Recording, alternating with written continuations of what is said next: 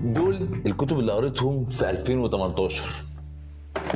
4 كتب يعني قشطه، احسن من مفيش. بس دول الكتب اللي قريتها في 2023. 37 كتاب. تعالى بقى اقول لك في الفيديو ده ازاي تعرف تقرا كويس قوي، وهديك 5 نصايح، وكمان في اخر الفيديو هقول لك ازاي اللي هتقراه تحفظه وتفضل فاكره على طول. يلا بينا. في الاول كده تعالى نتكلم ليه اصلا نقرا. في مقوله جامده جدا بتقول not all readers are leaders but all leaders read. طب تقولها 5 مرات ورا بعض صعبه جدا عامه تقعد تقولها كده ورا بعض. المهم يعني اكيد في سبب بيخلي ان القرايه موجوده من الاف السنين، بس تعالى نتكلم عن المواضيع الاساسيه جدا. القرايه هتزود جدا ثقافتك، حلو قوي. بعد كده هيؤدي الى تزويد نسبه ذكائك، مما يؤدي الى تزويد ثقتك بنفسك، وبعد كده هيؤدي الى نسبه نجاحك هتعلى. ومين فينا اصلا ما يحبش ينجح؟ المشكله هنا ان انت لو سالت اي حد على حوار القرايه هيقول لك والله ده انا نفسي اقرا، القرايه مفيده جدا بس انا مش بعرف اقرا عشان ما عنديش وقت. لا يا باشا، في فرق. انت عندك وقت بس انت مش مديها اولويات. ولو سالت واحد اصلا بيقرا هيقول لك ياه ده انا كان نفسي ابدا من بدري. لو سالت حتى هيقول لك ده انا كان نفسي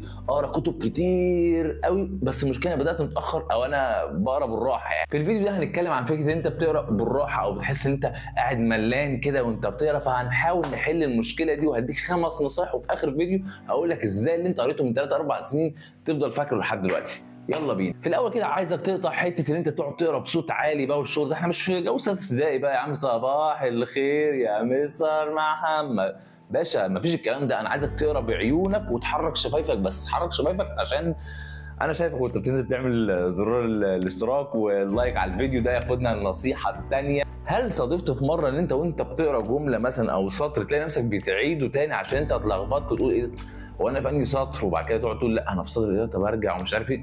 بياخد مننا وقت كبير جدا. لكن انت لو فضلت ماشي كده بصوابعك، تفضل ماشي على كل كلمه انت بتقولها بعينك على طول وماشي عليها بصبعك، هتلاقي نفسك بتقرا بسرعه جدا، وحته الانجاز عندك هتزيد، وهتلاقي نفسك بتقرا باسرع بنسبه 20-30%، مما يؤدي الى فاعليه القراءه، وان انت كل كلمه بتمشي عليها بتخش كده على طول جوه عقلك كده في عيونك، بتفضل فاكرها. يعني تالت حاجه وهي انك انت تبطل تقرا الحاجات اللي انت مش حاببها. مين فينا يا سيدي راح جاب كتاب دلوقتي واشتريناه ب 300 جنيه مثلا ولا 400 جنيه، وبعد كده واحنا بنقراه لقيناه مش حلو جدا، بس هنفضل نقراه عشان احنا شاريينه بفلوس كتيره ونكسل ما نبطل نقراه ولحد ما نكره القرايه كلها والكلام ده كله. طب ليه نعمل كل الكلام ده يا جماعه؟ خد بعد اذنك القاعده دي مني، اللي انت تشتري الكتاب تقرا 10% منه. يعني كتاب 100 صفحه تقرا 10 صفح منه، لقيت نفسك حبه تمام كمل فيه. ما لقيتش كده اللي هو كاتب جاي معاك سكه، وده عادي جدا، ممكن يكون كاتب حلو جدا وبس ما يجيش معاك كده سكه ستايل ومش عاجبك الكلام ده كله. بس ايا كان قريت 10% لقيت ان هو مش جاي معاك سكه قوي، تخش على الفهرس الكونتنت اللي ورا ده بيكون مكتوب فيه الشابترز اللي انت مثلا مهتم بيه،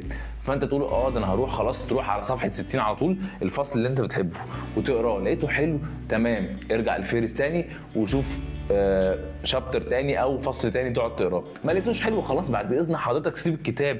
ليه يا جماعه بنعمل ما احنا نروح السينما وبندفع فلوس والفيلم وحش جدا وعايزين نمشي منه ونخرج، نلاقي نفسنا لا انا هفضل قاعد وهفضل مكمل الفيلم مع انه وحش جدا وممكن تنام فيه، بس تقول لا ده انا دافع فلوس. يا جماعه صدقني وقتك اغلى من الفلوس. فبعد اذنك اركن الكتاب على جنب لو انت مش بتحبه وشوف كتاب غيره. نخش على رابع واحده بعد اذنك. رابع حاجه ان انت تحط وقت مخصص للقرايه. ناس كده تقعد تقول لك انا ما عنديش وقت والله العظيم اقرا، انا نفسي اقرا بس المشكله انا ما عنديش وقت، ده انا شغال مش عارف شغل 4 شغلانات، شغلان 5 شغلانات. هقول لك برضو حط وقت للقرايه بعد اذنك عشان انت مش شغال 5 شغلانات. حط وقت كده مخصص. ولو انت بص مش عارف تنظم وقتك، يعني انت عندك وقت بس انت مش عارف تنظمه، انا ممكن اعمل فيديو عن الموضوع ده، فانت لو حابب اعمل اشتراك في القناه عشان ابقى اعمل فيديو عن الموضوع ده. المهم انت تحط وقت مثلا من 8:30 ل9. انا بقرا خلاص من 8:30 ل9، ده وقت القرايه. عاده هتتكون عندك مثلا بعد 21 يوم 30 يوم 60 يوم ايا كان، هتلاقي نفسك روتين اللي انت قبل ما تنام اول ما تصحى على طول بعد الغداء اي حاجه، حتى لو انت رايح الشغل اقرا كتب، اسمع كتب، اعمل اي حاجه، ان شاء الله شوف ملخصات يا عم الكتب، بس خد معرفه زود معرفه. المهم يعني انت حطيت النص ساعه دي او الساعه دي في جدول يومك وتلتزم بيه. بعد اذنك ما تجيش عليه على حساب حاجه ثانيه، بعدين تروح تقعد مع اصحابك على القهوه تلعب بلاي ستيشن تخرج. الكلام ده ممكن يا عم تعمله ايه يوم في الاسبوع، مرتين في الاسبوع، لكن انت ال5 ايام الباقيين انت فعلا بتقرا عشان تنجز اكتر. اللي انت بقى مش هينفع تقعد تقرا لي كتابين في السنه والكلام ده يا باشا، حلوين بس عايزين نشد. مش عارف ليه الواحد حاسس ان هو بيتكلم بسرعه في الفيديو ده، بس والله ممكن يكون عشان بس ايه سهران وما نمتش عايز انام وبعمل الفيديو ده والكلام ده كله. بس يعني ايا كان، خامس نقطه هي انك انا عايزك تجرب تعمل حاجه. انت دلوقتي يا سيدي هتقرا 4 كتب في الشهر، حلو، ده التارجت بتاعك، انت تقرا 4 كتب في الشهر. فانت بايدك تعمل انت تقرا كتاب في الاسبوع، كل اسبوع كتاب لحد ما توصل ل4 كتب في الشهر، او تعمل خلطه بالصلصه بقى. دي انا جربتها ولقيت نفسي بحبها فكملت فيها. حته اللي انت مثلا تقرا، انا مثلا بقرا نص ساعه الصبح ونص ساعه بالليل، فانت نص ساعه الصبح تقرا كتاب عن التاريخ، النص ساعه اللي بالليل تقرا كتاب عن الفلسفه، النص ساعه اللي بعديها تقرا كتاب عن التسويق، النص ساعه اللي مش عارف ايه عن التطوير النفس او الذات والكلام ده كله. يعني اللي هو تعمل تشكيله كده في اليوم بتقرا اكتر من كتاب، عشان حته ان انت ساعات ممكن تزهق من كتاب معين ومش عايز تكمله مثلا، لا ايا كان، او هو حلو بس هتكمله بس انت زهقان منه كده فعايز تفصل تخش في كتاب تاني. فانا عملت دي قبل كده لقيتها جابت معايا، فهي ممكن تجيب معاك وممكن ما تجيبش معاك، براحتك جرب وشوف. لو عجبتك كمل فيها، ما عجبتكش خليك في كتاب واحد لحد ما تخلصه على طول. ازاي نفتكر كل اللي احنا بنقراه؟ مفيش غير حل واحد فقط. مش هقول لك بقى تجيب هايلايتر اصفر وهايلايتر احمر عشان دول مش عارف بيزودوا ايه في الدماغ والكلام ده كله، سيبك من كل الكلام ده. تعال نعرف الدماغ بتشتغل ازاي في الحته دي بالذات. الدماغ بتشتغل اللي انت لو قريت حاجه او اتعلمت حاجه وما استخدمتهاش هتنساها. حلو جدا. فانت النهارده عرفت حاجه عن تركايه عن طريقه اللي انت ازاي الناس تحبك من اول نظره مثلا، حلو.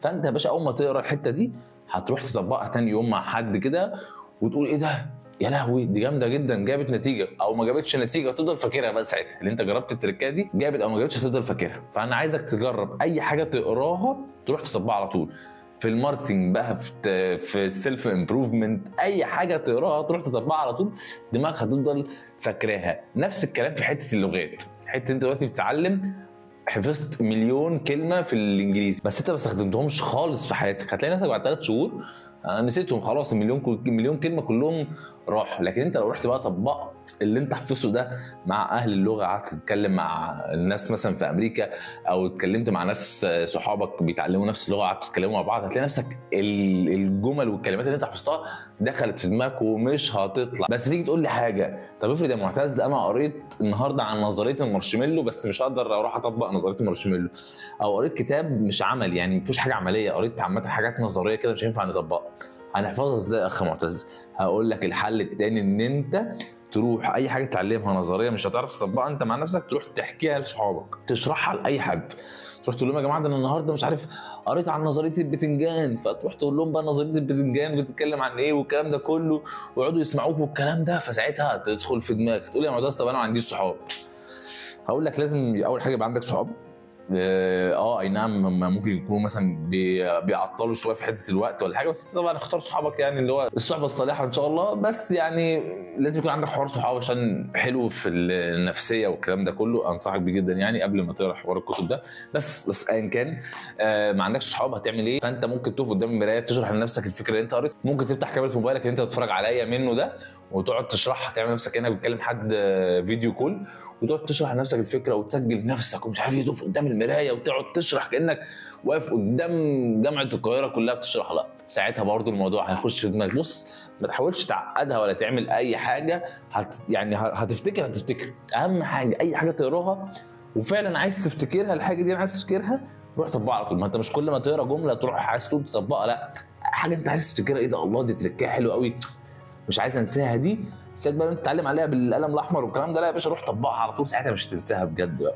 شكرا جدا لكل الناس اتفرج لحد اخر الفيديو، انا عارف مفيش حد اتفرج لحد اخر الفيديو، بس لو انت اتفرجت على اخر الفيديو فانت جامد موت والله العظيم. ممكن تخش تكتب لي في التعليقات ان انا معتز انا جامد موت اتفرجت لحد اخر الفيديو، وانا هعتمد ان انت جامد موت وارد عليك واقول لك بجد انت جامد موت.